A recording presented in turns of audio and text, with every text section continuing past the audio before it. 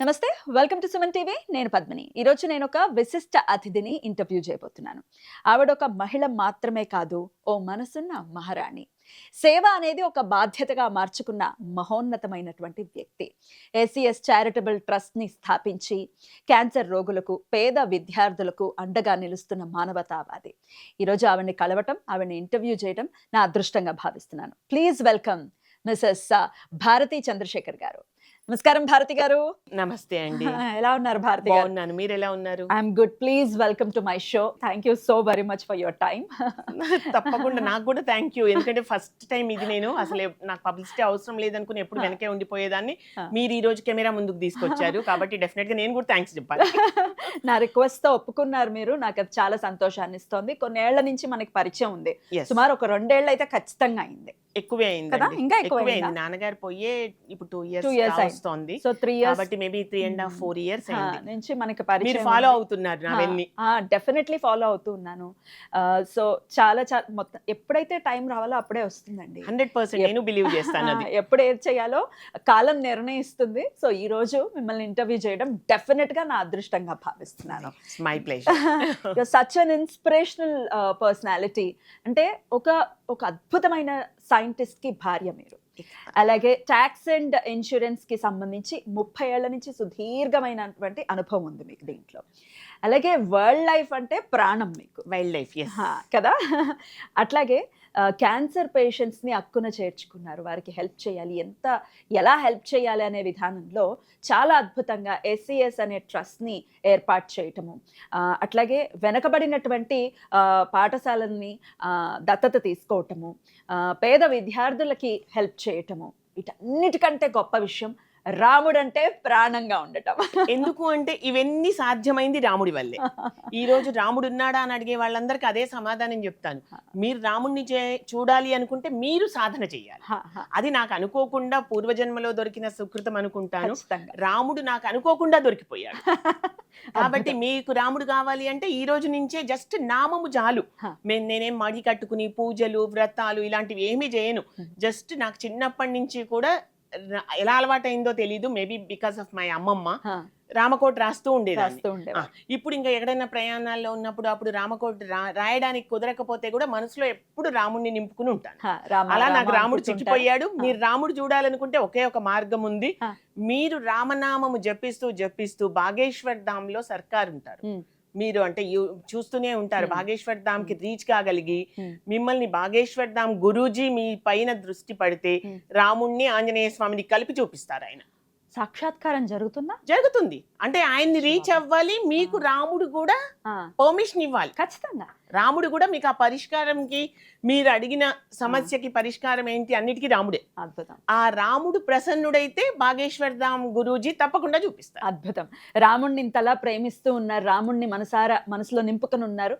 రామావతారం వచ్చిందే ధర్మాన్ని ఆచరించి బాబు ఇలా బ్రతకాలి అని చెప్పింది. సో ఆయనని అనుసరించటం అనేది ఆయన మేజర్ మోటోగా వచ్చినటువంటి అవతారం ఖచ్చితంగా. సో అలాగే ధర్మాచరణ చేస్తున్నారు. సో ఇటువంటి ఒక పర్సనాలిటీని ఇంటర్వ్యూ చేయడం ఇందాక అన్నట్టుగా it's an honour. Thank you so very much once again for your time. Right, రామార్పణం. Beautiful. To start with cancer patients నుంచే మనం మొదలు పెడదాము. క్యాన్సర్ పేషెంట్స్ని అంటే కీమోథెరపీలో ఉన్న వాళ్ళు డెఫినెట్గా అటు ఆర్థికంగా చితికిపోతూ ఉంటారు, మానసికంగా అయితే వారే కాదు కుటుంబ సభ్యులు కూడా డెఫినెట్గా ఇంకా దాని నుంచి ఆ ట్రామా నుంచి బయటకు వస్తారా అని అంటే అది ప్రశ్నార్థకం.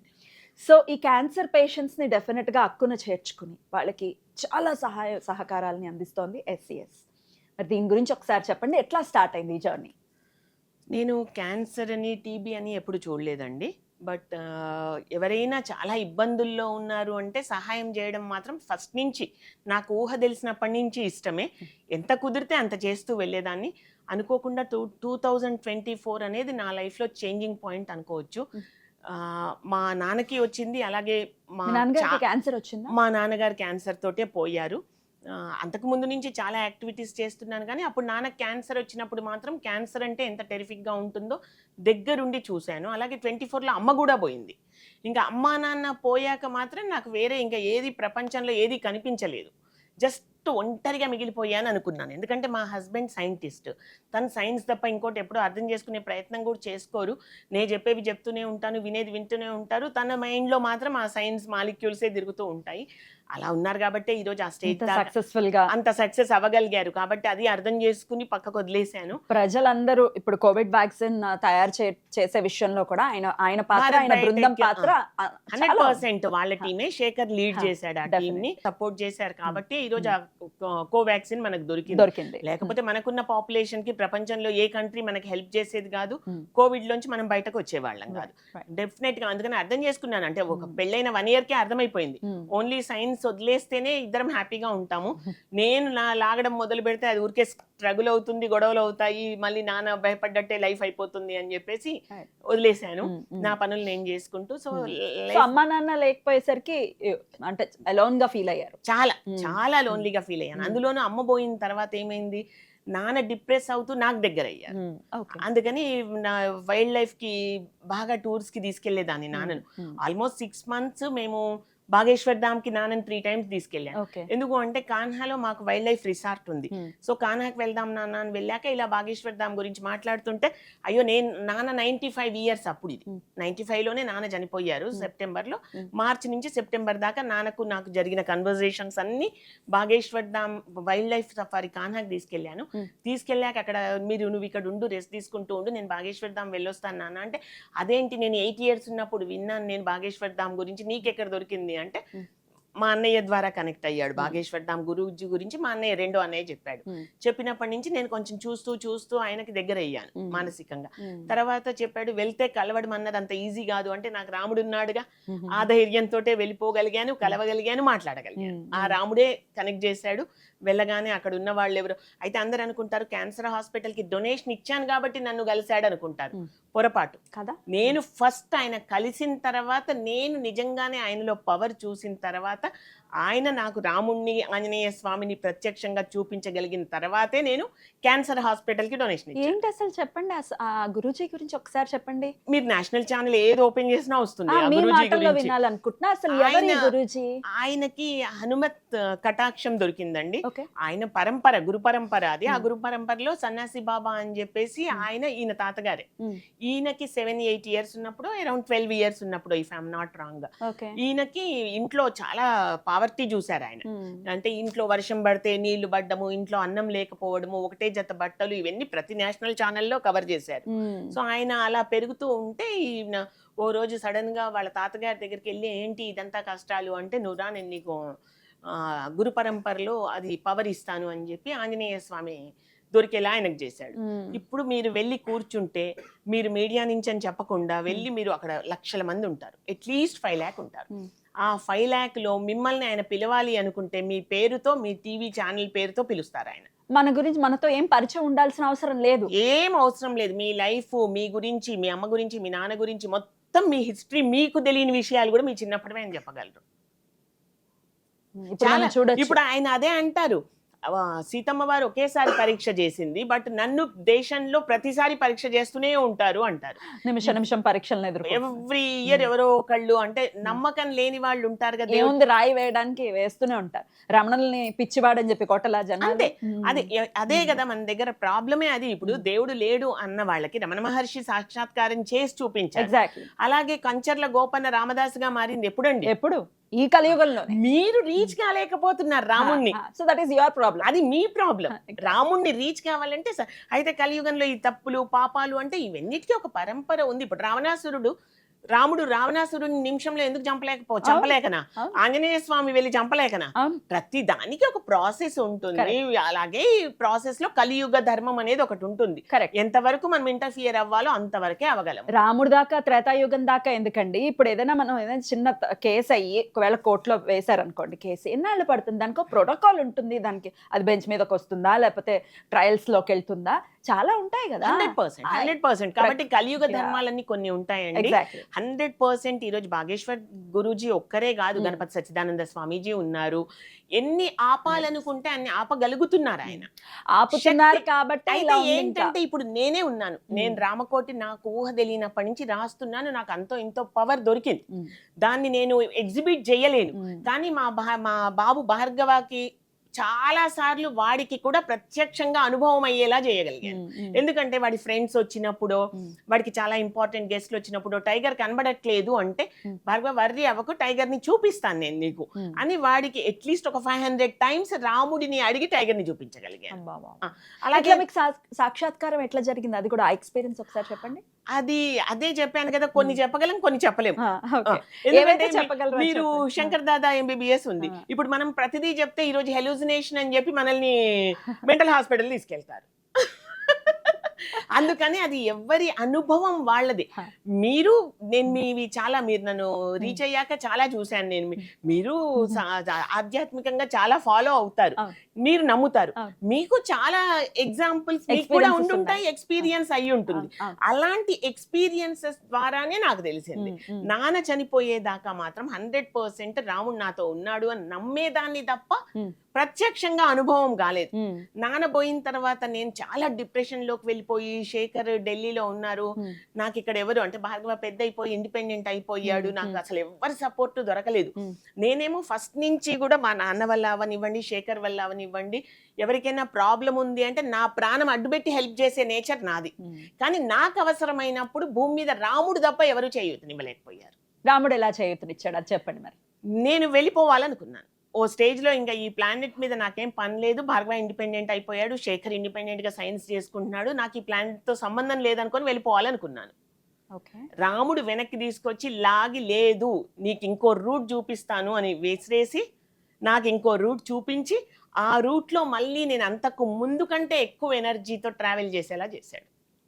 దానికే నిదర్శనం SCS చారిటబుల్ ట్రస్ట్. ఆ తర్వాతే పెట్టారు అయితే. అది నాన్న అడిగినందుకు పెట్టానండి, బట్ యాక్టివిటీస్ మాత్రం నాన్న తర్వాతే చాలా విగరస్ గా చేశాను.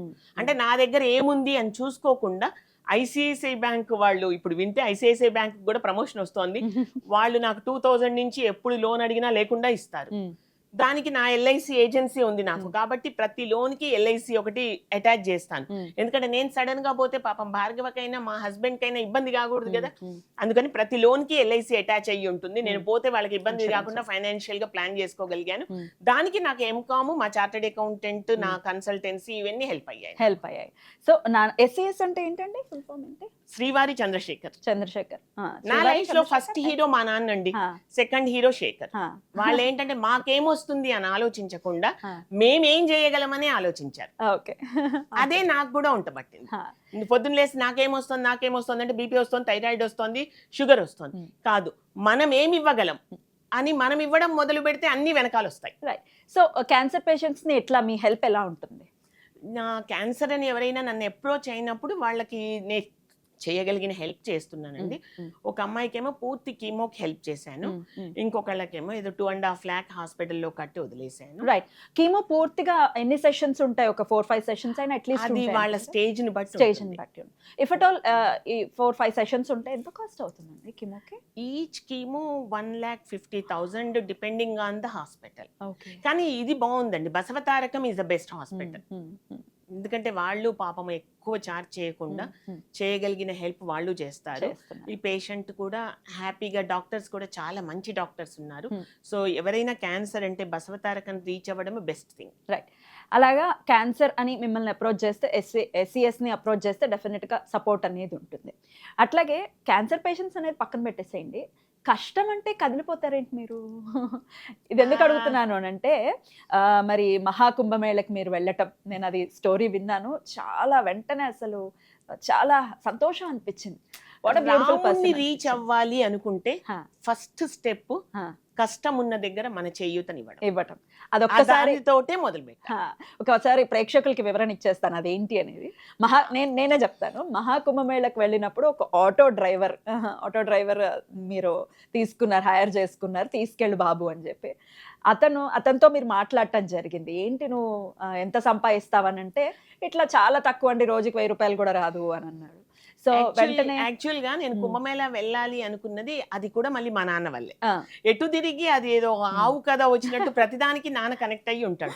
ఎందుకంటే శేఖర్ ఏమో ఎప్పుడు పెద్ద దేవుడి టెంపుల్స్ కి వెళ్ళాలి, పూజలు చేయాలి, ఇదేం లేదు. నాకు నేను నమ్ముతారు కానీ మనకు దేవుడు చెప్పింది కలియుగంలో మన పనిని మనం ప్రత్యక్ష దైవంగా భావించి పని చేసుకుంటే చాలు దేవుడు దగ్గర అవుతాడని శేఖర్ నమ్ముతాడు. రైట్. కాబట్టి తన సైన్స్ తప్ప ఇంకో ప్రపంచం తనకు అవసరం లేదు. ఓకే. అందుకని బలవంతంగా తిరుపతి రమ్మంటే వస్తారు, ధర్మపురికి రమ్మంటే వస్తారు, కానీ మరీ కుంభమేళ ఆ రష్లో నేను రాలేని పొమ్మన్నారు. తర్వాత అనుకోకుండా నాకు ఎందుకంటే నాన్న నాతో తిరిగిన రోజుల్లో కుంభమేళా గురించి చెప్పారు నాకు. అని నువ్వు ఎలాగో నన్ను ఇంత తిప్పేస్తున్నావు కదా, నువ్వు ప్రిపేర్డ్ గుండు, కుంభమేళా వస్తోంది వెళ్దామన్నారు. కానీ కుంభమేళా టైంకి నాన్న లేరు. అందుకని నాకు అది మనసులో ఉండి అరే నాన్న కుంభమేళా తీసుకెళ్ళమన్నారు. ఇంత దానికి ఈసారి ప్రాపగాండా కూడా చాలా అయింది, చాలా జరిగింది, చాలా గవర్నమెంట్ కూడా చాలా ప్రాపగాండా చేసింది, దానికి పబ్లిసిటీ చాలా వచ్చింది. అందుకని నాకు కుంభమేళా వెళ్ళాలి అనిపించింది. కానీ ఎవరు కంపెనీ అడిగితే మా అక్క అంది అబ్బా నువ్వు తీసుకెళ్తా అంటే నేను వస్తాను అని అక్క అంది. సరే ఇద్దరం ప్రిపేర్ అయ్యాను. చివరికి ఆ రష్ ఆ గోలా చూసి మా అక్క డ్రాప్ అయిపోయింది. అమ్మో నేను రాలేను అంది. నాకేంటంటే మా బాబు భార్గవ నేను అరేంజ్ చేస్తానమ్మా, నువ్వు వెళ్తా అంటే నువ్వు ఒకదానివే వెళ్ళు, మేమైతే రాము అన్నాడు. ఎవరైనా రాము ఆ రష్ లోకి, నువ్వు ఏదో రాముడు అంటావు, నీ గోల నీది, నువ్వు వెళ్తా అంటే నేను అరేంజ్ చేస్తాను అన్నాడు. సరే వాడు ఏదో పాపం అక్కడ అకామిడేషన్ బుక్ చేశాడు. శేఖర్ స్టూడెంట్ లక్నోలో ఉంటాడు. నాకు అదొక లక్ అండి. శేఖర్ దగ్గర ఒక అటు ఇటుగా 100 స్టూడెంట్స్ పిహెచ్డీలు చేశారు. భార్గవ ఒక్కడు అనుకోకుండా వాళ్ళందరినీ నేను ఇంట్లో భార్గవతో ఈక్వల్ గానే ట్రీట్ చేశాను. కాబట్టి నేను ఎక్కడికి వెళ్ళినా పిల్లలు ఉంటారు. మా పిల్లలు మేము ఎక్కడికి వెళ్ళినా మా పిల్లలు ఉంటారు. నాకు వాళ్ళు జాయిన్ అయింది ఎప్పుడు 94లో యుఎస్ నుంచి వచ్చాము. 96 నుంచి స్టూడెంట్స్ ఉన్నారు. 96లో నేను చాలా చిన్న ఏజ్ అయినా సరే పిల్లలు అనేదాన్ని. అది కూడా నేను కావాలని ఏం ప్లాన్ చేసింది కాదు. కానీ పిల్లలు మా పిల్లలు మా పిల్లలు అనడం వల్ల వాళ్ళకి ఏమైందంటే మాటకి అంత పవర్ ఉంటుంది. డెఫినెట్లీ మీరు మాట్లాడే మాట, అందుకే మంచి మాట మాట్లాడండి, పాజిటివ్గా మాట్లాడండి అనేది అందుకే. నేను ఆ పిల్లలు పిల్లలు పిల్లలు అనడం వల్ల నాకు తెలియకుండానే వాళ్ళు నాకు పిల్లలు అయిపోయారు. వాళ్ళు నన్ను అమ్మలాగే చూశారు. భార్గవ ఒక్కడని చెప్పి వాళ్ళ అమ్మా నాన్నలకి ఇంకో 2-3 పిల్లలు ఉన్నారు కాబట్టి భార్గవతో ఉండిపోతాను అన్న నాగేంద్ర బాబు ఉన్నాడు నాకు. నాగేంద్ర బాబు వాళ్ళ అబ్బాయి అయితే ఇప్పుడు భార్గవకి కాంపిటీషన్ ఇచ్చేస్తూ, ఇప్పుడు భార్గవ మెచ్యూర్ అయిపోయాడు కాబట్టి కాదు కానీ చిన్నప్పుడు వాడే ఇంపార్టెంట్ నాకంటే అని ఫీల్ అయిపోయాడు. అలా నాకు పిల్లలు చాలా మంది దొరికారండి. నేను భార్గవుడు ఒక్కడైనా కానీ కౌరవ సంతానం దొరికింది, కానీ వాళ్ళందరూ మంచి పిల్లలు. కౌరవులు లాంటి వాళ్ళు కాదు, మంచి పిల్లలు. కౌరవుల్లోనే పాండవులు కూడా ఉన్నారు మరి, మంచి పిల్లలు వాళ్ళందరూ. అలా నేను కుంభమేళ వెళ్తాను అన్నప్పుడు శేఖర్ పాపము తనకు ప్రయత్నం చేసి అక్కడ ఎవరితోటో హయ్యర్ అఫీషియల్స్ తో మాట్లాడాడు. ఇబ్బంది కాకుండా చూసుకోండి, ఒకతే వస్తుందన్నాడు. భార్గవ ఏం చేశాడు, ఒక్కదానివే వెళ్తున్నావు కాబట్టి నీకు రిసార్ట్ నుంచి తీసుకెళ్ళడానికి ఒక గైడ్ ని పెడుతున్నాను అన్నాడు. అన్ని వాళ్ళ ప్రయత్నం వాళ్ళు చేశారు. కానీ చివరికి ఏంటంటే మీకు అప్పుడు తెలిస్తే 12 కిలోమీటర్స్ 30 కిలోమీటర్స్ దాకా ట్రాఫిక్ ఆగిపోతూ ఉండింది. సో అలా నేను ఏమనుకున్నానంటే ఈ రష్లో నేను వెళ్ళిన రోజు స్వామీజీ అక్కడే ఉన్నారు, మన పవన్ కళ్యాణ్ అక్కడే, అందరు అక్కడే ఉన్నారు. దాంతో ఇంకా చాలా ప్రోటోకాల్స్ గోల గోల అయిపోయి అసలు అక్కడ కుంభమేళాకి వెళ్ళడానికి కొంచెం ముందే ట్రాఫిక్ ఆగిపోయింది. ఆగిపోతే నేను ఒకటే చెప్పాను, రాముడు నన్ను అక్కడ దాకా తీసుకెళ్లాలనుకుంటే వెళ్దాం, రాముడు వద్దు వెనక్కి వెళ్ళిపోమంటే వెనక్కి వెళ్ళిపోదాం, నువ్వు ఆ ట్రాఫిక్ లోకి వెళ్ళిపోకు, కొంచెం పక్కకి ఎప్పటికప్పుడు స్పేస్ ఉంచుకో అని చెప్పి డ్రైవర్ కి చెప్పాము. అయితే అనుకోకుండా లక్నో నుంచి తను కూడా వచ్చాడు, శేఖర్ స్టూడెంట్ వచ్చాడు. వచ్చేస్తే ఏమైంది, ఇద్దరం కలిసి మొత్తానికి వెళ్ళగలిగాం. చివరికి మొత్తం అందరికి 12 hours 13 hours పట్టే రోజు నేను 6.5 hours లో రిసార్ట్ కి చేరగలిగాను.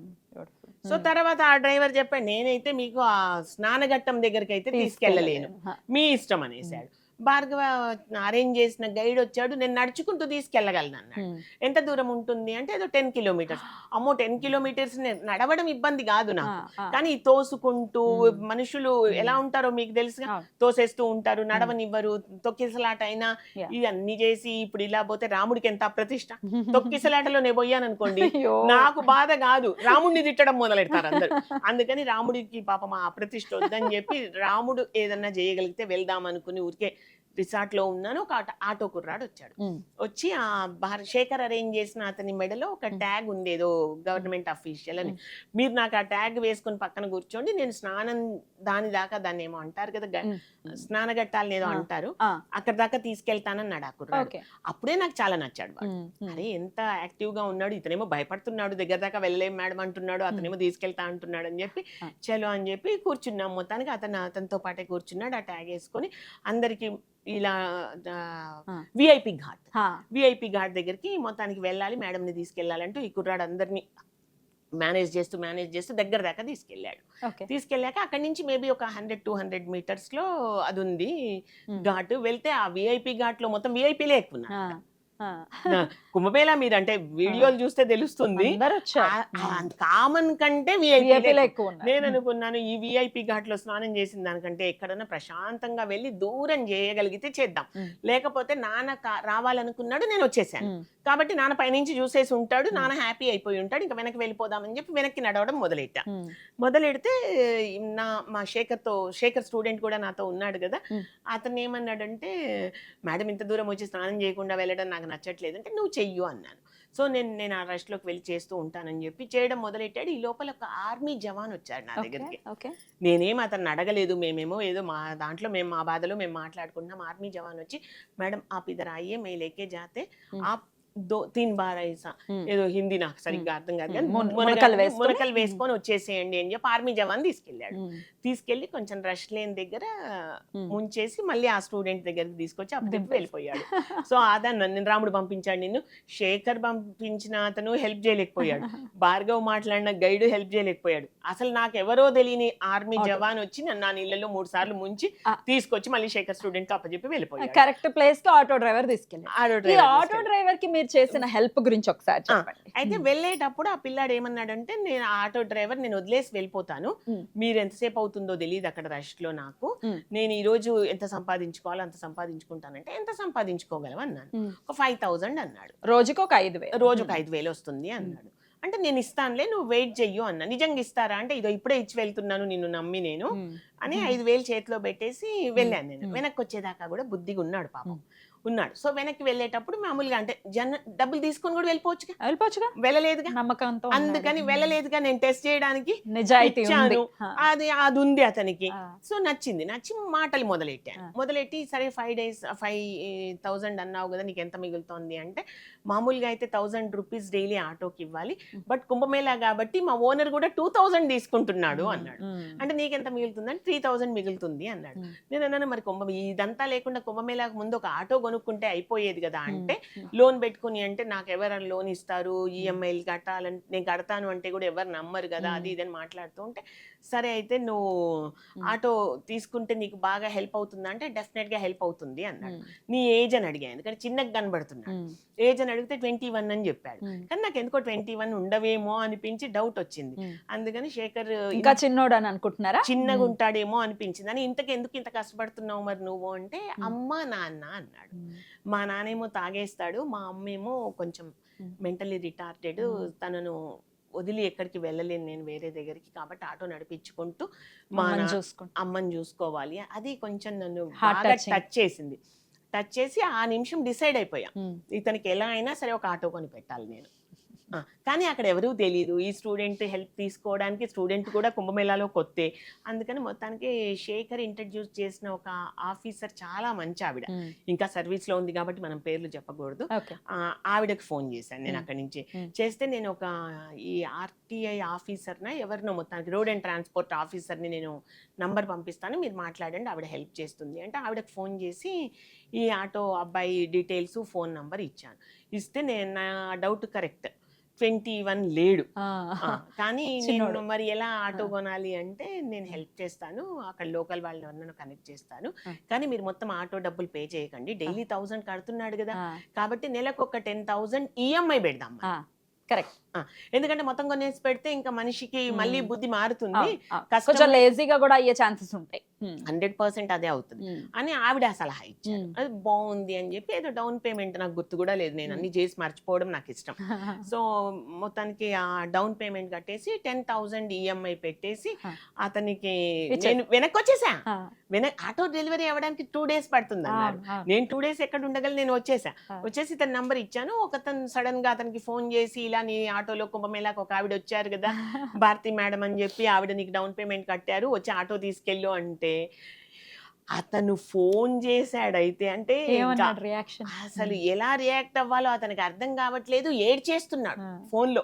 ఏడ్చేసి అరే మాతాజీ ఆప్తో మేరేకు భగవాన్ జైసా హై, ఖచ్చితంగా. కానీ నేను అమ్మకు చూపించలేకపోయాను మిమ్మల్ని, మీరు రండి నేను అమ్మకు చూపిస్తాను, మీరు మా ఇంటికి తీసుకెళ్తాను, అమ్మకు చూపిస్తాను, నాన్నకు చూపిస్తాను అని ఇంకా అసలు ఆగకుండా ఏడ్చేస్తూనే ఉన్నాడు. నిన్న పర్వాలేదు బుద్ధిగా నీ పని నువ్వు చేసుకొని అమ్మ నాన్నకు సపోర్ట్గా ఉండు, అంటే నేనేం చేయగలను నీకు అంటే మాత్రం ఒక మాట చెప్పాను, గుట్కా నములుతున్నావు నేను చూశాను ఆ రోజు, ఆ, నువ్వు ఆ గుట్కా వదిలేస్తే నాకు హెల్ప్ చేసినట్టు నువ్వు అని చెప్పాను. అద్భుతం. చెప్తే అరే మమ్మీ కసం Hmm. మై ఆజ్సే గుట్కా నైలే రही అని అని చెప్పి అన్నాడు. మానేసాను అన్నాడు. Hmm. తర్వాత 7-8 months దాకా కూడా నాకు ఫోన్ చేసేవాడు, గుట్కా తినట్లేదు, Hmm. మీరు ఎవరు వచ్చినా చెప్పండి నా దగ్గరికి, ఇక్కడ నేను ఉంటాను, అక్కడే ఉంటాడు. ఉమ్, అదేమి త్రివేణి సంఘం, త్రివేణి సంఘం. అక్కడే నడుపుకుంటున్నాను ఆటోను, చాలా బాగుంటున్నాను, అమ్మతో బాగుంటున్నాను, నాన్నతో బాగుంటున్నాను అని 7-8 months దాకా చెప్తూనే ఉండేవాడు. ఆ, కానీ మీరు అన్నట్టు తర్వాత కొంచెం ఈజీ డబ్బు అలవాటైంది కదా, ఆ.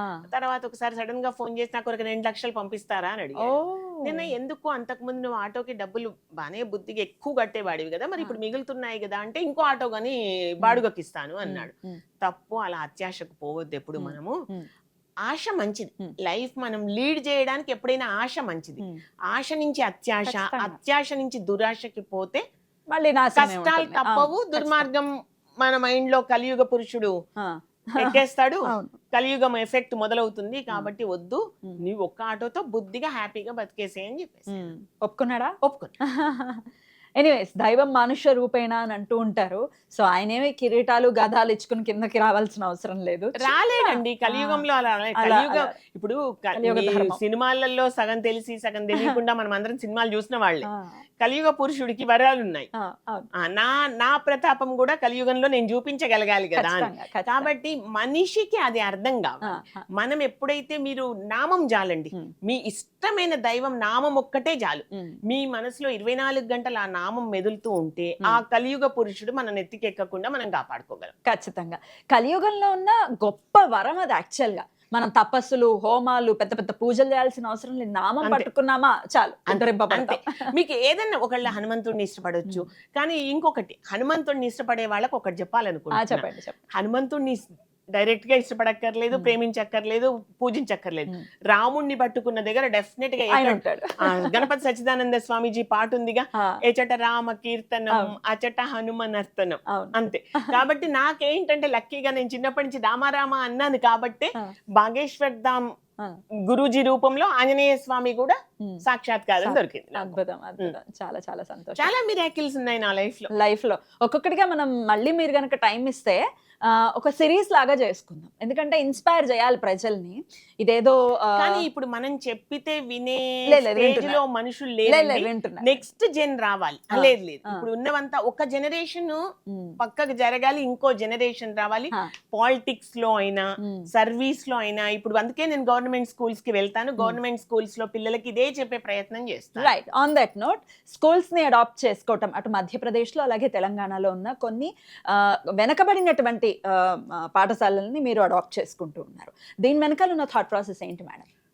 నేను జీవితంని చాలా క్లీన్ గా అబ్జర్వ్ చేస్తాను. ఎక్కడికైనా వెళ్తే నేను ఏదో ఊరికే సరదాగా నవ్వుతూ ఉన్నట్టు మాట్లాడేస్తూ ఉంటాను, కానీ క్లీన్ గా అబ్జర్వ్ చేస్తాను.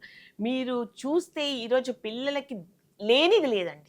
అమ్మా నాన్నలకి ఒక్కళ్ళు ఇద్దరు ఉంటున్నారు, కాబట్టి వాళ్ళ ప్రాణాలన్నీ వాళ్ళ మీద వాళ్ళ మీద. పెట్టుకుంటారు. వాళ్ళకి కొండ మీద కోతి కావాలన్నా నిమిషాల్లో తెచ్చి దొరుకుతుంది, పెట్టేస్తారు. ఏదైనా తెచ్చి.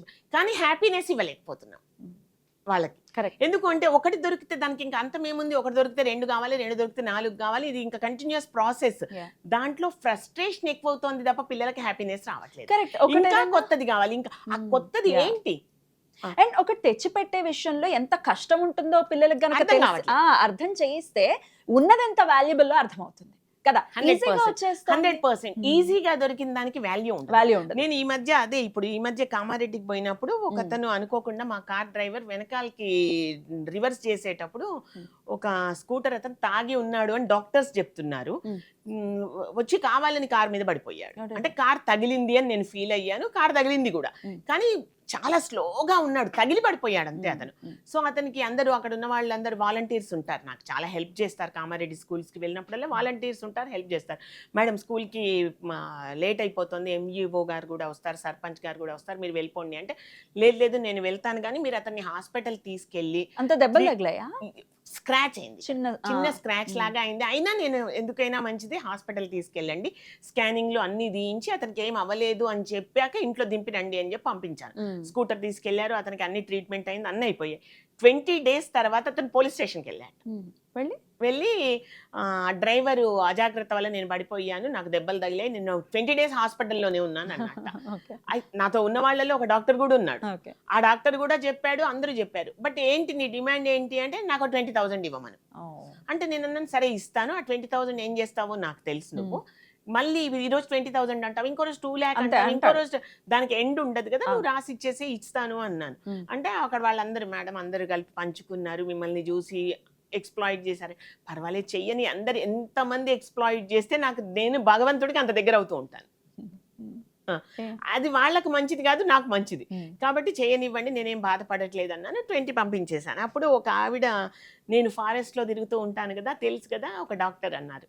అక్కడ నాకంతా కామారెడ్డిలో గణపతి సచ్చిదానంద స్వామీజీ ఆశ్రమంలో అందరు డాక్టర్సే, ట్రస్ట్ మెంబర్స్ అంతా డాక్టర్సే. ఆ దాంట్లో ఒక డాక్టర్ అన్నారు, మేడం మీరేమో అందరికి మంచి మంచి హెల్ప్ చేస్తూ ఉంటే మిమ్మల్ని మీరు ఎక్స్ప్లాయిట్ చేస్తూ ఉంటారు అంటే, నేను బాధపడట్లేదు కదా, మీరు బాధపడొద్దు అంటే ఆవిడ ఒక మాట అన్నారు, నాకు అది చాలా నచ్చింది. ఇందిరాగాంధీ గారు సేవ్ టైగర్ అని ఒక ప్రాజెక్ట్ చేశారు. అలా ఇప్పుడు మనం చేయాల్సిన ప్రాజెక్ట్ ఏంటంటే సేవ్ మంచితనం ఇన్ ద కంట్రీ అని మొదలెట్టాలి మేడం అన్నారు. అటువంటి తరుణంలోనే ఉన్నాం అనిపిస్తుంది. డెఫినెట్ గా, ఎందుకంటే మనం హెల్ప్ చేద్దాం అనుకుంటూ ఉంటే కూడా మంచిగా పోతే పాపం ఎదురు. కాబట్టి పర్వాలేదు, వాళ్ళకి ఏదో 20,000 అవసరం ఉండే అడిగాడు, అవసరం లేకుండా నిజంగా అతని దగ్గర నలుగురికి హెల్ప్ చేయగలిగినన్ని డబ్బులు ఉంటే నా దగ్గర అయితే అలా అడగడుగా, అందులో అబద్ధాలు చెప్పి అడగడుగా. కాబట్టి ఏదో మంచి కారణానికే వాడుకున్నాడు అనుకుందాం, తాగుతాడనే ఎందుకు అనుకోవాలి అని. ఇచ్చేసారా ఇంతకి డబ్బులు? ఇచ్చేసాడు, డబ్బులు ఇచ్చేసాను. తర్వాత అతను ఫోన్ చేశాడు, థ్యాంక్ యూ మేడం, మీరు హెల్ప్ చేశారు, హాస్పిటల్ తీసుకెళ్లారు. ఇంకో అతను ఆ ప్రాసెస్ లో ఇంకో కారు ఆగకుండా వెళ్ళిపోయింది, నేను ఆపి హాస్పిటల్ తీసుకెళ్ళినందుకు అతను అట్లీస్ట్ హ్యాపీగా ఫీల్ గ్రాటిట్యూడ్ అయితే ఉంది. రైట్, ఈ పిల్లల్ని ఈ స్కూల్స్ ని అడాప్ట్ చేసుకోవటం దాని గురించి చెప్పండి. స్కూల్స్ అదే చెప్పాను, పిల్లలు ఏంటంటే ఎంత ఇచ్చినా హ్యాపీ అవ్వట్లేదు. అందుకని నాకు అనిపించింది గవర్నమెంట్ స్కూల్లో పిల్లలు ఎలా ఉంటారు అంటే, పాపం పేరెంట్స్ చాలా కష్టపడి చదివించే పిల్లలే గవర్నమెంట్ కి వెళ్తున్నారు. మామూలుగా హైదరాబాద్ లో అయితే ఆటో డ్రైవర్ పిల్లలైనా, ఇంట్లో పనిచేసే వాళ్ళ అమ్మాయిలైనా ప్రైవేట్ స్కూల్స్ కే పంపిస్తున్నారు. అందుకని నేనేం చేశానంటే, కామారెడ్డిలో మా నాన్నగారు అమ్మాయిలకి చదువు ఆ రోజుల్లో చాలా ఇబ్బందిగా ఉండేది. అందుకని నాన్నగారు కాలేజీ స్టార్ట్ చేశారు, గర్ల్స్ కాలేజ్ అని చెప్పి ఒకటి, గర్ల్స్ జూనియర్ కాలేజ్ అని ఒకటి స్టార్ట్ చేశారు, ఓరియంటల్ కాలేజ్ అని నాన్న 2 colleges, అలాగే మ్యూజిక్ కాలేజ్, చాలా కాలేజెస్ కి నాన్న హెల్ప్ చేసి స్టార్ట్ చేశారు. అందుకని ఆ కామారెడ్డితో నాకు అప్పటి నుండి కూడా ఆ స్కూల్స్ కి కాలేజెస్ కి హెల్ప్ చేస్తూ నాన్నతో వెళ్ళేదాన్ని నేను. అందుకని మళ్ళీ కామారెడ్డిని చూస్ చేసుకుని గవర్నమెంట్ స్కూల్స్ ని అప్రోచ్ అవ్వడం మొదలయ్యింది. అప్రోచ్ అయ్యి ఆ పిల్లలకి బేసిక్ నీడ్స్ అంటే కింద కూర్చొని చదువుకునే పిల్లలకి బెంచెస్, రాసుకోవడానికి డెస్క్లు, అలాగే టీచర్స్ కి అసలు ఏమీ ఉండేది కాదు, ఊరికే అట్ట డబ్బాల్లో వాళ్ళ సరంజామా పెట్టుకోవడం అలా ఉండేది. అందుకని వాళ్ళ కబోర్డ్స్, అలా బేసిక్ నీడ్స్, మంచి నీళ్లు లేకపోతే మంచి నీళ్ళ ప్రావిజన్, ఇలా బేసిక్ నీడ్స్ ఇస్తూ కామారెడ్డిలో ఆల్మోస్ట్ 12 స్కూల్స్ కి రీచ్ అయ్యాను. ఈ లోపల మా అత్తయ్య వాళ్ళ ఊరు మెదక్.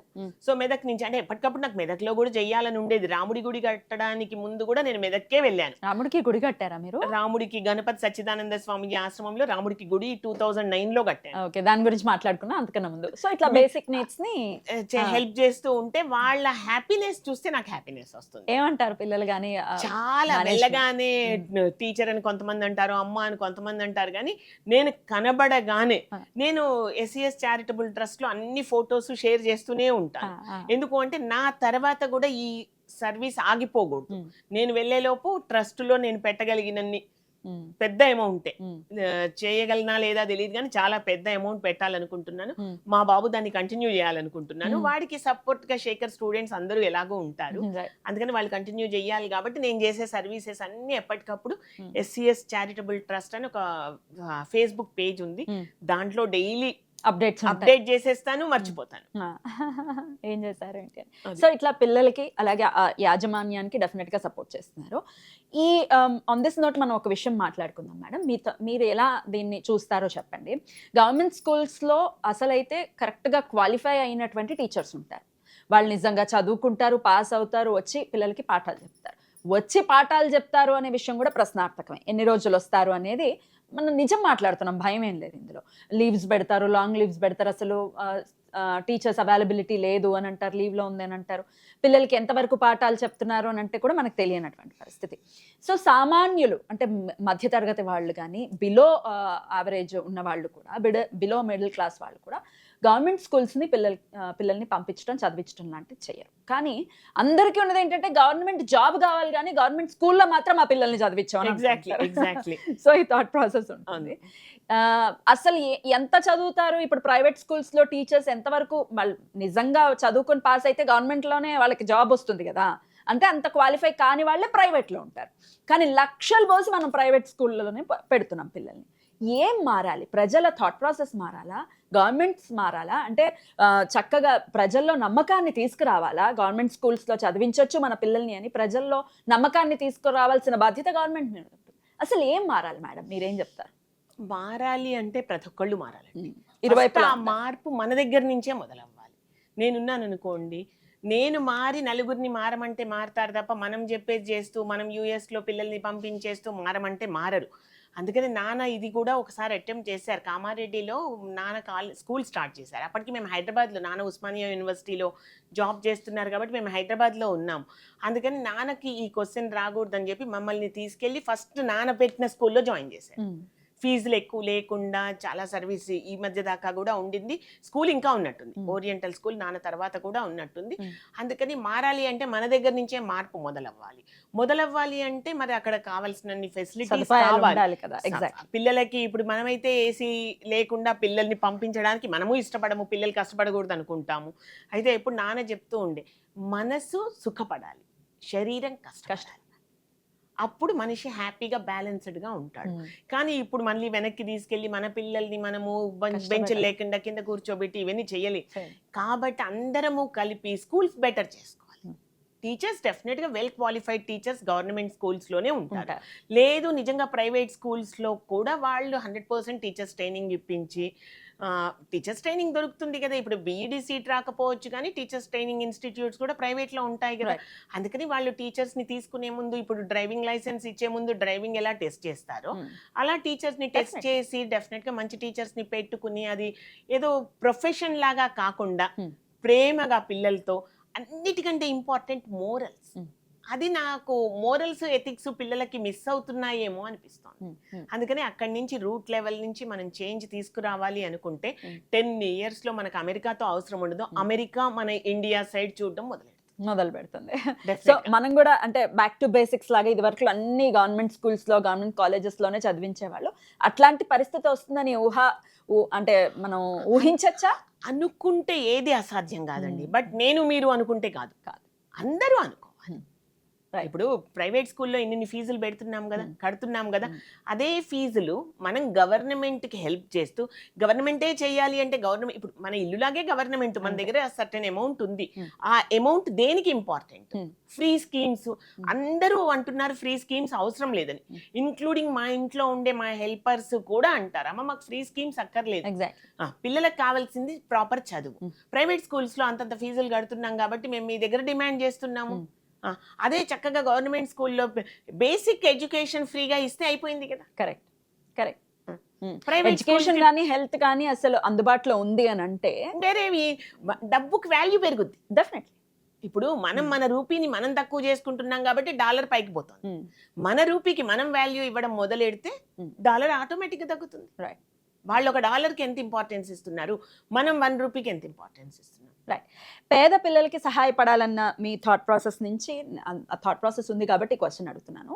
ఈ పేద పిల్లలకి అంటే గవర్నమెంట్ స్కూల్స్లో ఫుడ్ పెట్టే విషయాల్లో గుడ్డు పెట్టడం అనేది మనకు తెలిసినటువంటి విషయం. ఈ గుడ్డు అనేది ఎంత రచ్చ అవుతుందో మనకి ఇప్పుడు సోషల్ మీడియాలో తెలిసింది. ఒక ప్రముఖ వ్యక్తి ఎందుకు పెడుతున్నారు పిల్లలకి గుడ్లు, అవి ఇవి పెడుతున్నారు, అవి పెడితే వాడు సోమరపోతిగా తయారవుతాడు కానీ చదువుతాడా అని చెప్పి ఆయన వ్యాఖ్యానించడం జరిగింది. ఎంతవరకు సమంజసం?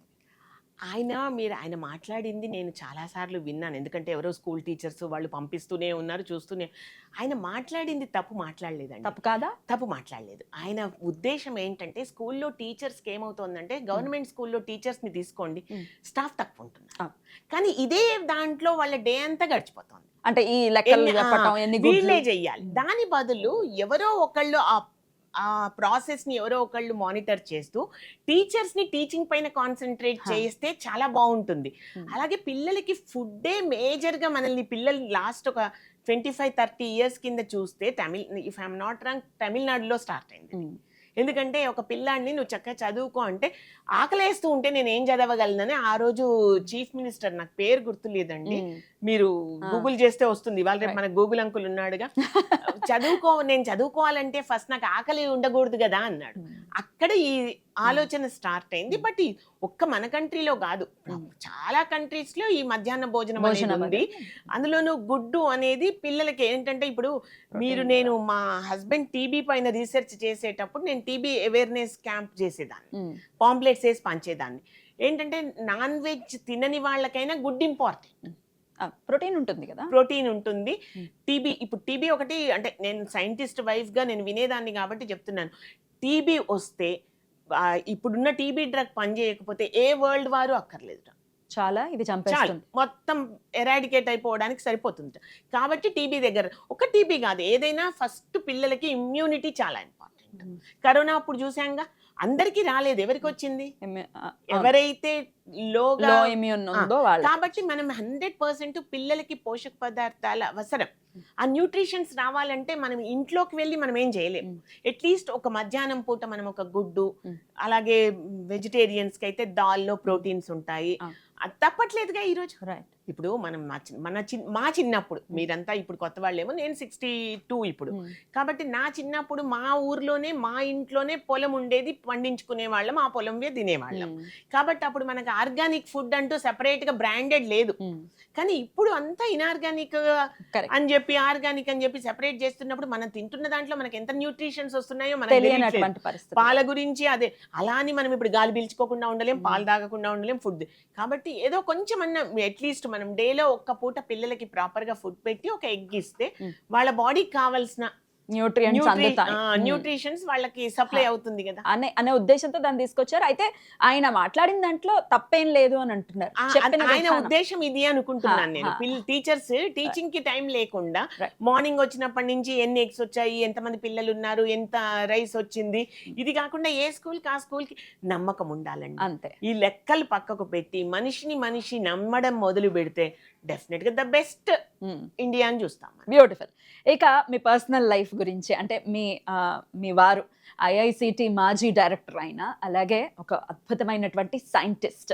సో అయితే మీది లవ్ మ్యారేజ్ అని వినడం జరిగింది. Is it so?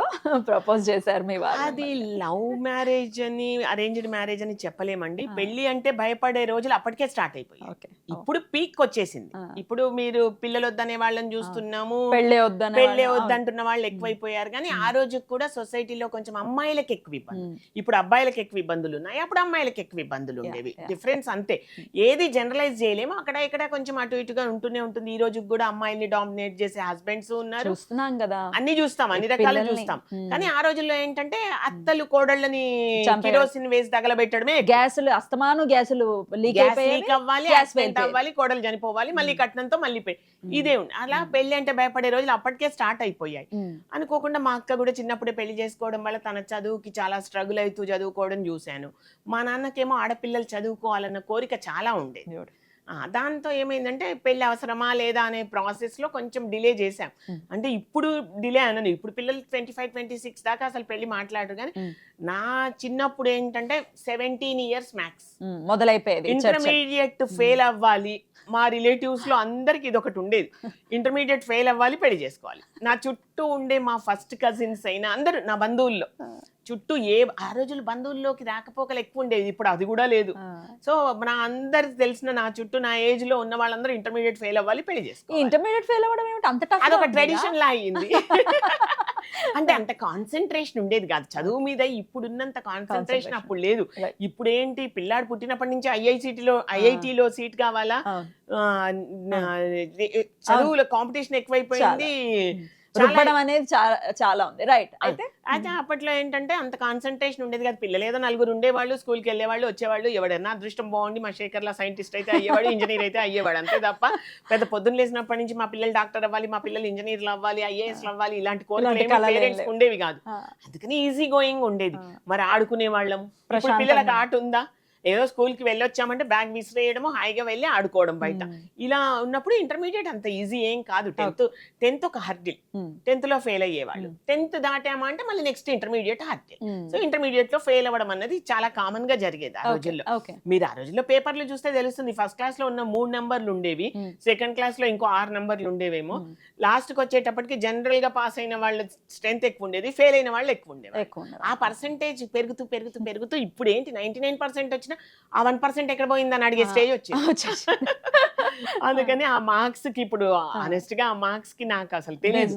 కానీ ఆ మార్క్స్ దాంట్లో నేను వెళ్తాను. ఇప్పుడు గవర్నమెంట్ స్కూల్స్ కి వెళ్తాను, వాళ్ళని ఎంకరేజ్ చేయడానికి మీకు మంచి మార్క్స్ వస్తే నేను స్కాలర్షిప్ ఇస్తాను అని చెప్పాల్సి వస్తుంది.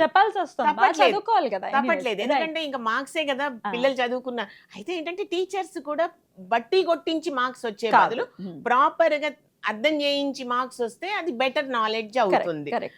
అలా ఇంటర్మీడియట్ ఫెయిల్ అవ్వాలి, పెళ్లి చేసుకోవాలి, ఇది ఒక అందుకని నాకు 10th కంటే ముందే మైగ్రేన్ స్టార్ట్ అయింది. అయితే 10th కష్టపడి అమ్మో ఫెయిల్ అయ్యానంటే అయిపోతుంది, అందరు ఇంటర్మీడియట్ దాకా అన్న చదివారు, నేను 10th ఫెయిల్ అయ్యానంటే ఇప్పుడే పెళ్ళి అంటారేమో అనే భయానికి కష్టపడి 10th చదివేసాను. చదివేసినప్పటి నుంచి ఇంకా బంధువుల్లో కొంచెం 10th అయిపోయింది కదా, పిల్లకి ఎప్పుడు పెళ్లి చేస్తావు రాజయ్య. మా నాన్న రాజేశ్వర్ శర్మ గారు, అమరేశం రాజేశ్వర్ శర్మ గారు బాగా మంచి వ్యాకరణ పండితులు, బుక్స్ కూడా చాలా రాశారు. అప్పట్లో నేను మీకు బుక్స్ కూడా పంపించినట్టున్నాను నాన్నవి. అయితే ఆయన ఏంటంటే ఆడపిల్లలు బాగా చదువుకోవాలి అన్న కాన్సెప్ట్ ఆయనకు ఉండేది. అక్కకి చిన్నప్పుడే పెళ్లి చేశారు కాబట్టి నన్ను వీలైనంత పెంచేద్దామనే అనుకున్నారు తప్ప పెళ్లి జోలికి వెళ్ళొద్దు అనుకున్నారు. కానీ ఫెయిల్ అయితే పాపం నాన్నకి ఇంకొక అవకాశం ఉండదుగా. ఫెయిల్ అయితే అందరూ బంధువులందరూ మీద పడతారు. ఈ రోజు అంటే ఎవరిని కేర్ చేయొద్దు అనే స్టేజ్ కి వచ్చాం. కానీ ఆ రోజు బంధువులు చెప్తే కూడా నలుగురు మన విల్ విషర్స్, నలుగురు చెప్పింది వినాలి అనే మెథడ్ ఉండేది, ప్రాసెస్ ఉండేది మనకు. అందుకని నాన్నకి ఇబ్బంది పెట్టకూడదని కష్టపడి మొత్తానికి చదవలేకపోయినా కూర్చుని రాసుకునేదాన్ని. అన్ని ఆన్సర్స్ 1కి 4 సార్లు రాసి. అయితే మా నాన్న ఏదో కష్టపడి చదువుతుంది, బాగా చదువుతుంది అనుకొని నన్ను 10th దాకా తెలుగు మీడియం అయ్యేటప్పటికి ఇంగ్లీష్ మీడియం ఇంటర్మీడియట్ లో జాయిన్ చేశారు. అది ఆ రోజుల్లో అంటే ఇప్పుడు పిల్లలు నవ్వుతారేమో, బయాలజీలో సెల్ అని ఉంటే ఫస్ట్ టైం ఆ బుక్ తీసి అదేంటి బయాలజీలో బ్యాటరీ సెల్స్ ఎందుకు వచ్చాయి, కణాలని వేరు బ్యాటరీలను చేసి పడేసి అదే చెప్తున్నాను. అంటే మా తెలుగు మీడియం నుంచి ఇంగ్లీష్ మీడియంలోకి వచ్చాను కదా, అందుకని నాన్నని అప్సెట్ చేయకూడదు. కానీ ఈ ఇంగ్లీష్ అసలు ఎక్కట్లేదు. అయితే లక్కీగా నాన్న అప్పుడు వరంగల్లో కాకతీయ యూనివర్సిటీలో డీన్ ఫ్యాకల్టీ ఆఫ్ ఆర్ట్స్ గా ఉన్నారు, వైస్ ఛాన్సలర్ పక్కనే. కాబట్టి వెళ్ళి నాన్నకు టెన్షన్ లేకుండా నాకు కొంచెం ఇది బయాలజీ జువాలజీ అర్థమయ్యేలాగా ఎవరిని హెల్ప్ చేయగలరా అంటే, అరే అటు పక్కన మీ ప్రొఫెసర్ ఉన్నాడమ్మా, మన యూనివర్సిటీ ప్రొఫెసర్ ఉన్నాడు, ఆయన దగ్గరికి వెళ్ళి 1 అరగంట కూర్చో అంటే పాపం వెళ్తే హెల్ప్ చేసేవారు. డాక్టర్ డేవిడ్ అని చెప్పి ఈ రోజు గుర్తుంది. ఆయన హెల్ప్ చేసి అమ్మాయి బ్యాటరీలు సెల్ అని చెప్పి నువ్వు ఇలా కాదు, ఫస్ట్ తెలుగు బుక్కే చదువు, తెలుగు బుక్ చదివాక నీకు అది తెలుగు అర్థమైపోయాక ఇంగ్లీష్ లోకి అర్థం చేసుకోవడానికి ఆయన హెల్ప్ చేశారు. హెల్ప్ చేస్తే మొత్తానికి కష్టపడి, అయితే అల్లరి కూడా బాగా చేసేదాన్ని. నాన్న యూనివర్సిటీలో ఉండేవారు కాబట్టి ఎప్పటికప్పుడు పాపం టీచర్లు కూడా చూస్తేనేమో ఫేస్ మహాలక్ష్మిలా ఉంది, అల్లరేమో ఎక్కువ చేస్తోంది, కొట్టాలనిపించదు, కొడితేనేమో వాళ్ళ నాన్న గుర్తొస్తారు అని బాగానే పాపం ఇబ్బంది పడేవారు. ఇంటర్ పాస్ అయిపోయారు. ఇంటర్మీడియట్ సెకండ్ ఇయర్ 55% తో పాస్ అయ్యాను. అప్పుడు మాత్రం నాన్నకి డైరెక్ట్ గా చెప్పేసాను, నాన్న నేనైతే మెడిసిన్ చదవను నాన్న, ఎందుకంటే అప్పటికే ఆ డిసెక్షన్ అని ఉండేది కదా, కప్పను గోయమంటే టచ్ చేసేదాన్ని కాదు, కప్పను గోయమంటే టచ్ చేసేదాన్ని కాదు, ఫ్రాక్ టచ్ చేసేదాన్ని కాదు, కాక్రోచ్ టచ్ చేసేదాన్ని కాదు. అదే చెప్తున్నా, టీచర్స్ ఏమో తిట్టి కళ్ళు మూసుకొని చేసే అనేవాళ్ళు. మొత్తానికి కష్టపడి ఏదో ఇంటర్మీడియట్ అయిందనిపించి, నాన్న నేనైతే డాక్టర్ని అయితే అవ్వలేను, కాబట్టి మరి ఏం చేద్దాము అనుకుంటే నీ ఇష్టం నువ్వు చెప్పు అన్నాడు. నేను బిఏ చదువుతానంటే, ఎందుకో బిఏ అంటే ఫస్ట్ నుంచి జనాలకు చిన్న చూపేనండి, బిఏ వద్దు బీకామ్ లో జాయిన్ అన్నారు. అలా బీకామ్ లోకి వచ్చాను, కోటి ఉమెన్స్ కాలేజ్ నుంచి బీకామ్ చేసేసాను. బీకామ్ తర్వాత ఇంకా ఇంటర్మీడియట్ ఫెయిల్ అవ్వలేదు కాబట్టి పెళ్లి తప్పించుకోగలిగాను. మా 3 వదినలు మాత్రం ఇంటర్మీడియట్ ఫెయిల్ తో మా ఇంటికి వచ్చారు. మా నాన్న ఊరుకోకుండా వాళ్ళ 3 కాలేజీల్లో చేర్చారు. కష్టపడి ఇంటర్మీడియట్ ట్యూషన్లు పెట్టించి మళ్ళీ ఇంటర్మీడియట్ పాస్ చేయించి కాలేజీల్లో చేర్చారు. 3 సేమ్ ఫస్ట్ ఇయర్ లోనే, డిగ్రీ ఫస్ట్ ఇయర్ లోనే కన్సీవ్ అయ్యారు. కాబట్టి ఇంకా చదువులకి ఇంకా పాపం మా నాన్న కోరిక తీరలేదు వాళ్ళ చదువులు. నేను మాత్రం డిగ్రీ చేశాను. చేశాక మళ్ళీ ఎంకామ్ చదువుతావా అంటే చదువుతాను నాన్న అన్నాను. కష్టపడి ఎంకామ్ ఎంట్రన్స్ రాశాను. మా పెద్దన్నయ్య వెళ్ళి కాలేజ్లో లిస్ట్ పెడతారు కదా, సీట్ వచ్చింది. ఎంకామ్ టఫ్ ఉండేది. ఎంకామ్ అయినా ఎంబీఏ అయినా ఆ రోజు ఈక్వల్లీ టఫ్ ఉండేది Hmm. సీట్ రావడం. నా నంబర్ కనబడదులేదింది, ఊరికే ఏదో ఆడుతూ పాడుతూ చదివింది, ఏదో పెళ్లి తప్పించుకోవడానికి చదివిన బాపతు, దీనికి ఎంకామ్లో ఏం సీట్ వస్తుందిలే అనుకొని వెళ్ళాట. వెళ్ళి పేరు చూసి కళ్ళు నులుముకుని మళ్ళీ చూసి అరే దీనికి సీట్ వచ్చింది అని వాడు బస్ కోసం కూడా వెయిట్ చేయకుండా యూనివర్సిటీ నుంచి ఇంటి దాకా పరిగెట్టొచ్చేసాడు. వచ్చేసి నాన్న భారతికి సీట్ వచ్చింది, నాకు ఈ రోజుకి అది కళ్ళ ముందు ఉంది. నేను అమ్మ, నాకు అప్పటికే ఆ బీకామ్ కష్టపడి చదివాను కానీ ఆ అకౌంట్స్ అదంతా చాలా లాటిన్ స్పానిష్ లాగే ఉండింది. కానీ కష్టపడ్డాను, ఏదో చేసుకున్నాను, ఏదో పాస్ అయ్యాను. మళ్ళీ ఎంకామ్ చదవాలా ఇప్పుడు అనుకున్నాను. అనుకుంటే ఇంకా అప్పటికే శేఖర్ కొంచెం పరిచయం అయ్యాడు. బీకామ్ ఫైనల్ ఇయర్ లోనే మా మేనమామ వాళ్ళ అబ్బాయే పరిచయం అయ్యాడు. అప్పటికే శేఖర్ ఎంఎస్సి కెమిస్ట్రీలో జాయిన్ అయ్యాడు. లేదు ఎంకామ్ చదివేసేయి, కష్టపడితే ఎంకామ్ అయిందనిపిస్తే ఇంకా తర్వాత ఏం మీ కామర్స్ లో పిహెచ్డీలు ఉండవు కాబట్టి ఆగిపోతుందిలే, గొడవ వదిలిపోతుందిలే, చదివేసే అన్నాడు. అప్పటికి ఇంకేం శేఖర్ నేను పెళ్లి చేసుకోవాలని కూడా అనుకోలేదు. మా అన్నయ్య పెళ్ళప్పుడు శేఖర్ ఇంకా మా నాన్న కూడా బీకామ్ అయిపోయింది, ఎంకామ్ ఫస్ట్ ఇయర్ లో చేరింది. ఇంకా అప్పటికి ఇంట్లో వదినలు వచ్చేసారు కాబట్టి నాన్న కూడా ఇంకా దీనికి పెళ్లి చేయాలేమో తప్పదేమో అని మెల్లిగా మెంటల్ గా ప్రిపేర్ అవ్వడం మొదలెట్టాడు. ఆ స్టేజ్ లో నాన్న ఎవరినో ప్రపోజ్ చేస్తే అప్పుడు శేఖర్ నీకు అభ్యంతరం లేకపోతే నాకు ఓకే, మా ఇంట్లో ఓకే నువ్వు అన్నారు. అదే నాన్నకి చెప్తే కొంచెం కంగారు పడ్డాడు, భయపడ్డాడు. ఏదో మేనరికం అంటే జెనెటికల్ ఇబ్బందులు వస్తాయి అన్నారు అని ఇంకా సరే తప్పదనేసి ఇంకా ఒప్పేసుకున్నారు, పెళ్లి చేసేసారు. ఇంకా ఎంకామ్ అయిపోయింది. పెళ్ళయ్యాకే సెకండ్ ఇయర్ కంప్లీట్ చేశాను. కంప్లీట్ చేశాక మళ్ళీ మా నాన్న ఎంఫిల్ చేయన్నారు. చెప్పి ఊరుకోకుండా తనకు తెలిసిన అంటే యూనివర్సిటీనే కదా చెప్పగానే మళ్ళీ ఒక ప్రొఫెసర్ ని పట్టుకున్నారు, రిజిస్ట్రేషన్ చేయించారు. ఎక్కడ రిజిస్ట్రేషన్, ఎక్కడ ఉస్మానియా యూనివర్సిటీ, ఎక్కడ ముషీరాబాద్, ఆయన ఉప్పల్కి రోజు రమ్మనేవారు. ఆ రోజుల్లో మనం అంటే అప్పటికే బైక్ ఇంటర్మీడియట్ నుంచే డ్రైవ్ చేయడం స్టార్ట్ చేశాను. సో నాన్న నెమ్మదిగా ధైర్యం వచ్చింది, పర్వాలేదు నువ్వు నానో టీవీఎస్ రెండు ఉండేవి, నేను ఒకటి టీవీఎస్ ఒకటి ఏదో ఒకటి తీసుకెళ్ళు అంటే లారీల డ్రైవర్లు బాగా టీజ్ చేసేవాళ్ళు. ఇప్పుడు అంటే ఇప్పటికీ ఉంది, హైవేల్లో అమ్మాయి డ్రైవ్ చేస్తూ ఉంటే కొంచెం భయపెట్టినట్టుగా దగ్గర దాకా చేయడం అన్నది ఇప్పుడు ఉంది. కానీ అప్పట్లో ఉప్పల్ సైడ్ అసలు ట్రాఫిక్ ఉండేది కాదు. అందుకని ఏం చేసేదాన్ని అంటే శేఖర్ అప్పుడు పిహెచ్డి ఐఐసిటీలో చేసేవాడు కాబట్టి ఐఐసిటీలో ఈ వెహికల్ పెట్టేసి అక్కడి నుంచి ఆటోలో వెళ్ళిపోయేదాన్ని ప్రొఫెసర్ వాళ్ళ ఇంటికి. అలా ఐఐసిటీలోకి ఎంట్రీ దొరికింది నాకు. శేఖర్ కూడా పిహెచ్డి ఏంటంటే ఏవి రామారావు గారి దగ్గర. ఏవి రామారావు గారు ఐఐసిటీ డైరెక్టర్ గా ఉన్నారు ఆ రోజు. పూనా నుంచి ఎన్సిఎల్ నుంచి వచ్చారు. నిన్ననే అయింది బర్త్డే అయింది, 92nd బర్త్డే. రామారావు సార్ తో కూడా అలాగే మొత్తానికి అనుబంధం స్టార్ట్ అయింది, ఈ రోజు దాకా కంటిన్యూ అవుతూనే ఉంది. అద్భుతం. అయితే ఆయన అచీవ్మెంట్స్ లో డెఫినెట్ గా మీ సపోర్ట్ కూడా ఉంటుంది. ఒకసారి మీ హస్బెండ్ శేఖర్ గారి అచీవ్మెంట్స్ గురించి ఒకసారి చెప్పండి. ఆ శేఖర్ గురించి చెప్పాలంటే నాతో అయ్యే పని కాదండి. ఎందుకంటే తను బిగ్గెస్ట్ అచీవ్మెంట్స్ అంటే రామారావు గారి దగ్గర నుంచి నేర్చుకున్నది. ఏవి రామారావు గారు కూడా అంతే 8 o'clock ల్యాబ్కి వచ్చారు అంటే శేఖర్ పిహెచ్డి అప్పటి నుంచి కూడా మధ్యలో లంచ్కి వెళ్ళి వచ్చేవారు, క్వార్టర్స్లోనే ఉండేవాళ్ళు కాబట్టి లంచ్కి వెళ్ళి వచ్చేవారు. రాత్రి 11:30, 12 అయినా పిల్లల్ని కలుస్తూనే, పిల్లలు అంటే ఏంటి అంటే పిహెచ్డి స్టూడెంట్స్, వాళ్ళకి వర్క్ డైలీ వాళ్ళు ఏంటంటే నించోవాలి, 13-14 hours నించుని చేయాల్సిందే వర్క్ వాళ్ళు. సైంటిస్ట్. కానీ మరి ఆ కష్టపడ్డందుకు సైంటిస్ట్ అంటే మీరు ఈ రోజు ప్రొఫెసర్ సిఎన్ఆర్ రావు గారి గురించి వినే ఉంటారు, భారతరత్న. ఆయనకి ఈ మధ్య లాస్ట్ ఒక 3 years కింద పెరాలసిస్ వచ్చింది. బట్ మళ్ళీ ఆ సైన్స్ ఎంకరేజ్మెంట్ తో ఆయన తగ్గి మళ్ళీ ల్యాబ్ లో వర్క్ చేయడం మొదలెట్టారు. కాబట్టి సైంటిస్ట్లకి ఆ డిప్రెషన్లు అవి ఉండవు, వాళ్ళకి నమ్మకం ఉంటుంది, ఉంది దీనికి క్యూర్ ఉంది అని. డెఫినెట్ గా వాళ్ళకి అసలు అంటే లోన్లీనెస్ అంటే తెలీదు, బోర్డమ్ అంటే తెలీదు. ప్యాషనేట్ ఉన్న వాళ్ళే సైంటిస్ట్. ఎవరైనా మెడిసినల్ కెమిస్ట్రీ వేటి మీద ఎక్కువ ఆయన వర్క్ చేసి ఉన్నారు. ఆల్జైమర్స్ మీద చేశారు, నెక్స్ట్ క్యాన్సర్ మీద చేశారు. ఏ క్యాన్సర్స్ మీద చేశారు అంత డీటెయిల్డ్ గా తెలియదండి, ఏదో ఫోన్ లో మాట్లాడుతుంటే వినడమే తప్ప. నేను సైన్స్ అంటే భయపడే కదా వచ్చేసాను, ఇంటర్మీడియట్ సైన్స్ భయపడి నేను వెనక్కి వచ్చేసిన దాన్ని కాబట్టి సైన్స్ మీద ఎక్కువ ఫోకస్ చేయలేదు. ఆల్జైమర్స్, క్యాన్సర్, టీబీ, అలాగే కరోనా వ్యాక్సిన్ అప్పుడు తన రోల్ మనకు తెలిసిందే కదా.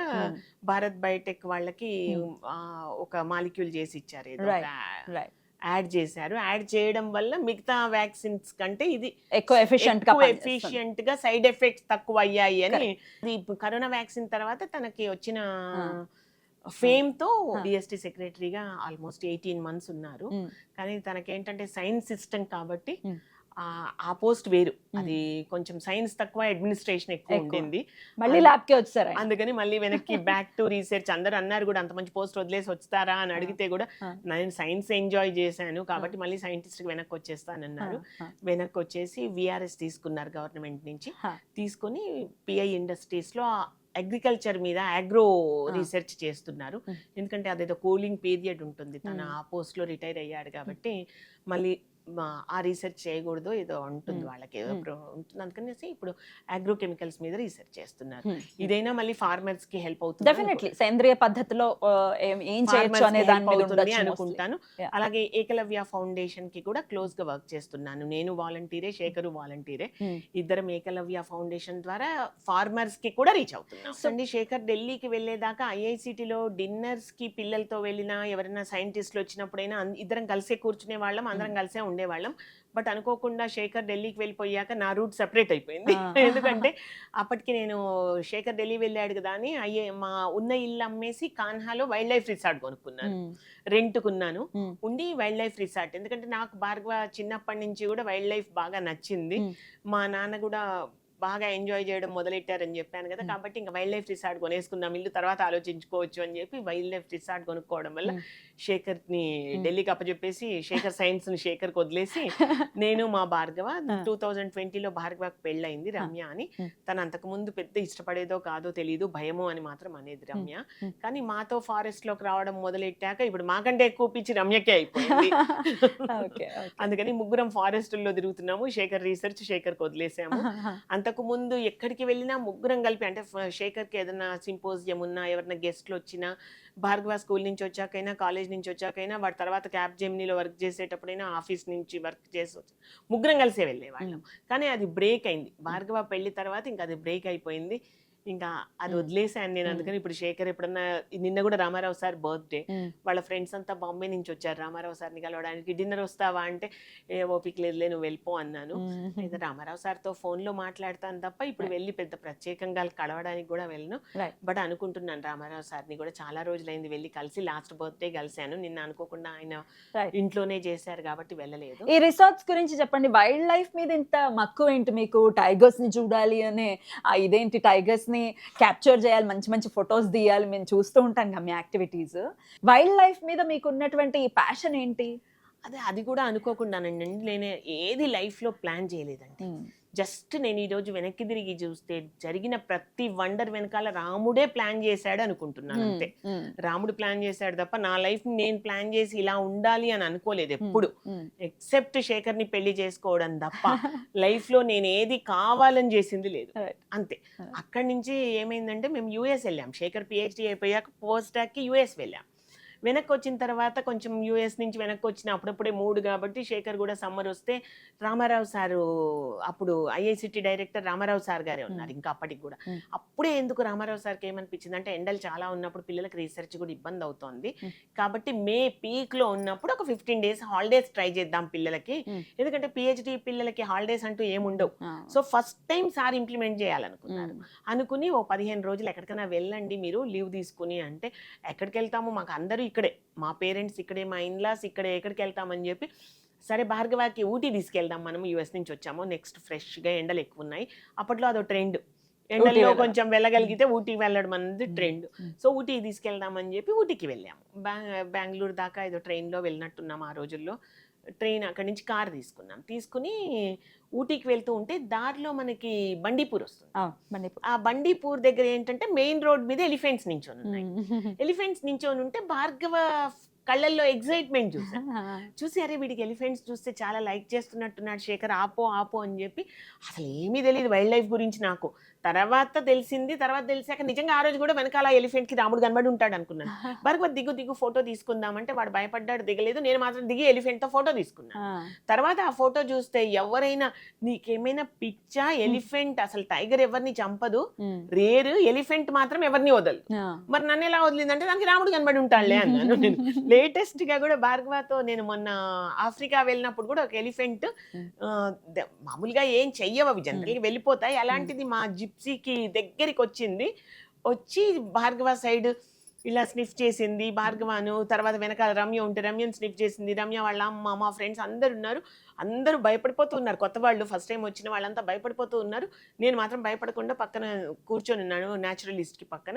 న్యాచురలిస్ట్ సైడ్ వచ్చింది, అతను మీరు అస్సలు సౌండ్ చేయొద్దు అని నెమ్మదిగా చెప్తుంటే ఎవరైనా సౌండ్ చేయకుండా కష్టపడి కూర్చున్నాము. అదే అటు తిరిగి ఇటు తిరిగి నా పక్కకు వచ్చింది. నన్ను ఆయన ఏం చేశాడు, డ్రైవర్ కిందికి దోసేశాడు. తోసేస్తే ఒక 2-3 సెకండ్స్ తర్వాత వెళ్ళిపోయిందా ఉందా అని ఇలా చూస్తే నేను చూడగానే వెళ్ళిపోయింది. అంటే ఆ రోజు నుంచి ఈ రోజు దాకా దానికి కూడా నా వెనకాల రాముడు కనబడి ఉంటాడని నా నమ్మకం. రైట్. సో ఎట్లా ఇంట్రెస్ట్ ఎట్లా స్టార్ట్ అయింది? అలాగే అట్లాగే start అయింది. అలాగే అట్లాగే భార్గవ start అయితే అయింది అప్పుడు ఇంకా. వీరప్పన్ ఉండేవారు ఓ. కాబట్టి మనకి అంత ఈజీగా సఫారీస్ అవి వెళ్ళటం. అవైలబుల్ ఉండేది కాదు. వాళ్ళు అందుకని వాళ్ళు ఉంటే జనరల్ సివిలియన్స్ ఏమైనా అనేవారా?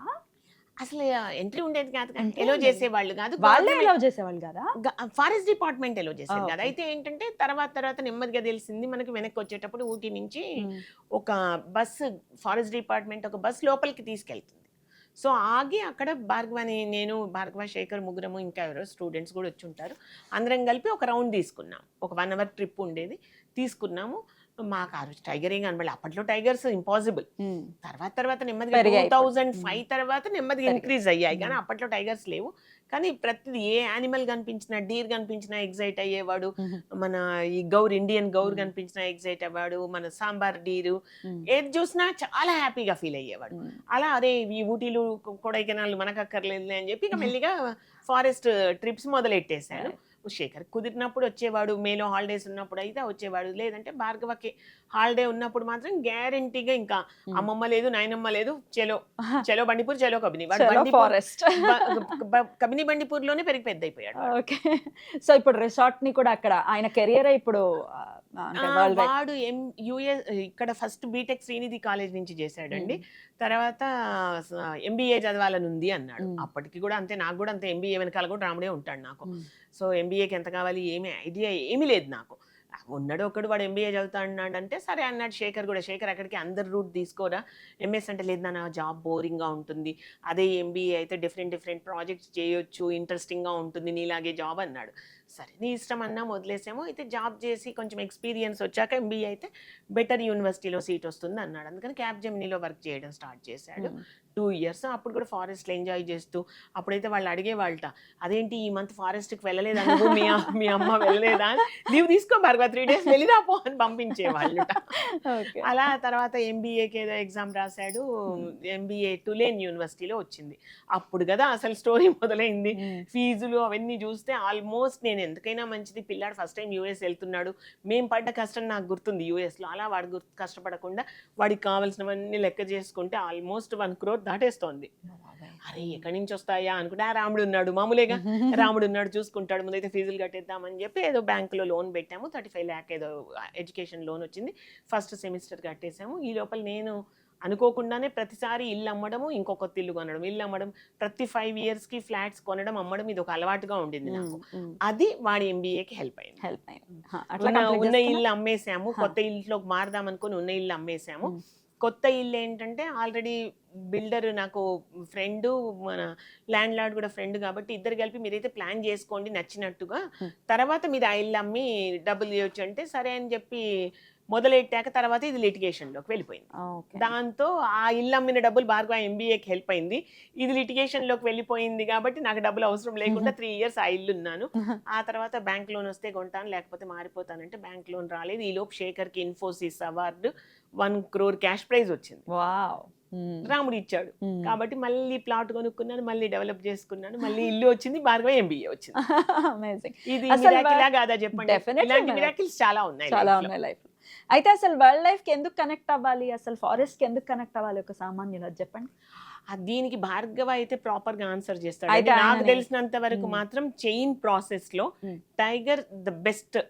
టైగర్ లేని రోజు, టైగర్ భూమి మీద లేని రోజు మనుషులు కూడా ఉండరని భార్గవ చెప్తాడు. అవునా? ఎందుకు ఏంటనే అది వాడు బాగా ఎక్స్ప్లెయిన్ చేయగలడు. ఫుడ్ చైన్ ప్రాసెస్ లో టైగర్ ఇంపార్టెంట్. టాప్ చైన్ లో top animal, top creature tiger. అందుకే కదా సేవ్ టైగర్ అని చెప్పి ఇందిరాగాంధీ చేశారు. అందుకని మేము ఫారెస్ట్ లోకి ఎంటర్ అయినప్పుడు మా మెయిన్ టార్గెట్ టైగర్ కాదు. డీర్లు ఎంజాయ్ చేసాం, అన్ని ఎంజాయ్ చేసాం. బట్ చివరికి ఏంటంటే టైగర్ తక్కువ కాబట్టి అదేదో రేసెస్ కి వెళ్తే ఏ హార్స్ విన్ అవుతుందన్న లెవెల్లో టైగర్ కనబడ్డ వాళ్ళు విన్ అయినట్టు అన్న ప్రాసెస్ అనే దగ్గరకు టైగర్ కి ఇంపార్టెన్స్ పెరిగిపోయింది. Amazing amazing. ఇట్లా మనం మాట్లాడుకుంటూ పోతే మీరు అసలు ఏంటి వాగ్దాటి అసలు ఒక ఫంబుల్ కూడా లేదు, చెప్పుకుంటూనే వెళ్తున్నారు. చెప్పాక ప్రతిదానికి రాముడికే రాముడే క్రెడిట్ ఇచ్చేసేయాలి, మాట్లాడిస్తున్నారు. ఏది జరిగినా రాముడే. ఒకసారి మొత్తం ఓన్లీ ఇంకొకసారి మనం మాట్లాడుకునేటప్పుడు ఓన్లీ రాముడి గురించి మాట్లాడుకున్నాం, ఇంకేదొద్దు. తప్పకుండానండి. ఎట్లా దగ్గర అవ్వాలి, ఏం చేయాలి, మీరేం చేశారు, ఏమి చేయక్కర్లేదండి, జస్ట్ రాముణ్ణి నమ్మండి. అది ఎట్లా కొంచెం మాకు బాగా ఇన్స్పిరేషనల్ గా నెక్స్ట్ వీడియోలో మనం తప్పకుండా అండి. అసలు ఇవన్నీ ఒక ఎత్తు, నాకు రాముడు ఒక ఎత్తు. అందుకనే రాముడి గురించి మాట్లాడితే అసలు ఆగను, ఇంకా హ్యాపీగా చెప్తారు. చాలా మిరాకిల్స్ ఉంటాయి. బ్యూటిఫుల్ అండి, మీలాంటి ఒక పర్సన్ ని కలవటం డెఫినెట్ గా చాలా చాలా సంతోషాన్ని ఇస్తుంది, చాలా మందికి ఇన్స్పిరేషన్ మీరు.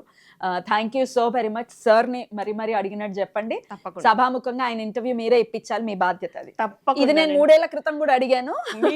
మీరు టైం చెప్పండి, any Saturday Sunday okay Done. Shekhar. Done. Sir తో ఇంటర్వ్యూ కూడా ఒకసారి మనం ప్లాన్ చేసుకున్నాం. Thank you so very much. అయితే మీ అబ్బాయితో కూడా ఒకసారి మనం మాట్లాడదాం.